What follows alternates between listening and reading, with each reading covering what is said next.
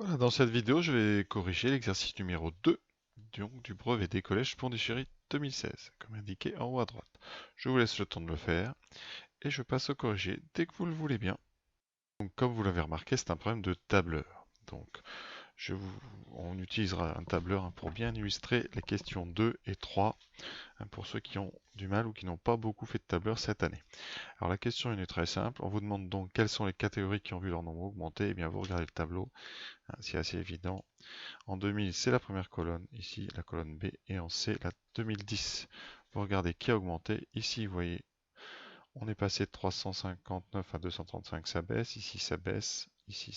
Donc celle qui augmente, c'est les catégories ici dans les lignes 6 et 7, c'est-à-dire comprises entre 100, 200 et supérieures à 200. Voilà. Il n'y a plus qu'à mettre ça par écrit, donc surtout, il faut faire ça très proprement. Donc je vous propose comme rédaction ceci. Voilà, donc vous les écrivez bien, il ne faut pas être feignant. Les seules catégories qui ont vu leur nombre augmenter sont les exploitations.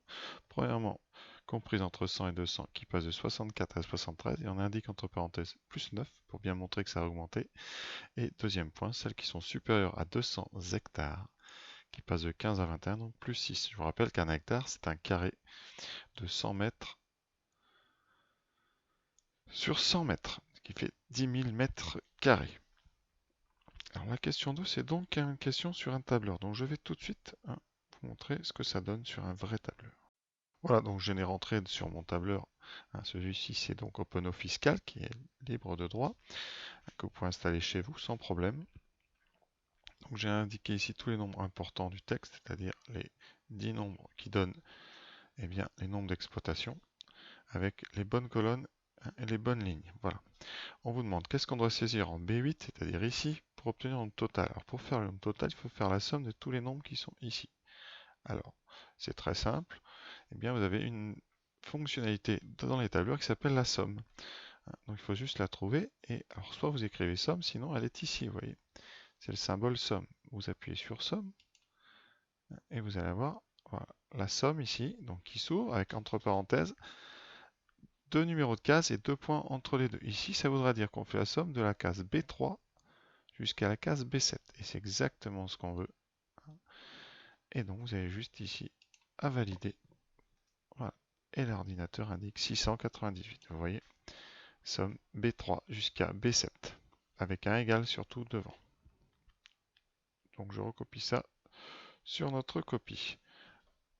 Voilà, rédaction, on doit indiquer égal, somme entre majuscules, vous le mettez de B3, 2 points jusqu'à B7. Question 3. On va étirer la formule. Alors étirer, ça veut dire qu'on va la reproduire. Alors je vous explique comment ça se passe. Donc un tableur ici, vous voyez, c'est ça. Vous avez une formule qui est marquée B3, B7. Et à chaque fois, vous avez ici un petit carré en bas à droite qui permet d'étirer, ce qu'on appelle étirer. Et quand on va étirer vers la droite, eh bien la formule va changer automatiquement tout le numéro des colonnes qui sont dans sa formule. C'est-à-dire qu'ici, le B3 va se transformer en B4 et le B3 va se transformer en C3, on va changer de colonne, et B7 va se transformer en C7. Je vous montre ici. Voilà. Si vous allez voir dans cette case, vous avez marqué C3, C7. Et si vous continuez, ça n'a pas d'intérêt ici, vous aurez marqué, vous voyez ici, D3, D7. Et on peut continuer. Alors si vous dupliquez vers le bas, c'est pas exercice, mais voilà. Au lieu de changer le numéro des colonnes, ça change le numéro des lignes. Vous voyez ici, j'ai un D4, D8. Ici, D3, D7, etc. Donc vous, ce que vous devez... Donc quel résultat s'affiche dans la cellule C8? Eh bien, ça sera la somme des cases C3 jusqu'à C7. Donc ici, vous prenez votre calculatrice et vous faites 235 plus 88 plus 98 plus 73 plus 21 qui donne 515. Voilà. Donc comme rédaction, c'est ce qu'on va indiquer. Donc voilà la rédaction que je propose. Pour la dernière question, on veut savoir ce qui s'est passé donc, dans les exploitations de plus de 200 hectares. Donc c'est celle-là, ici, entre 2000 et 2010. On est passé de 15 à 21 et on nous dit est-ce que c'est une augmentation de 40%? Eh bien on va vérifier. Alors je vais faire un peu de place. Alors la première méthode, c'est de calculer le taux réel, c'est-à-dire qu'est-ce qui se passe quand on passe de 15 à 21. Eh bien pour calculer un taux d'augmentation, on fait valeur finale moins valeur initiale divisé par valeur finale. Donc ici 21 moins 15 sur 15. qui nous donne 6 quinzièmes. Et on peut, vous voyez, simplifier cette fraction en haut et en bas par 3. Donc ici, on aura 6 divisé par 3, 2. 15 divisé par 3, 5. On obtient 2 cinquièmes. Et 2 cinquièmes, eh bien, c'est 0,4. Vous pouvez vous en rendre compte en multipliant en haut et en bas par 2, ce qui fera 4 dixièmes. Vous voyez. Et donc, on obtient bien un taux de 40%. Donc, oui, on peut le dire. D'accord? Alors, on peut aussi, il y a une deuxième méthode, il y avait une deuxième façon de faire, c'est-à-dire de regarder ce qui se passe si on applique une augmentation de 40% à 15.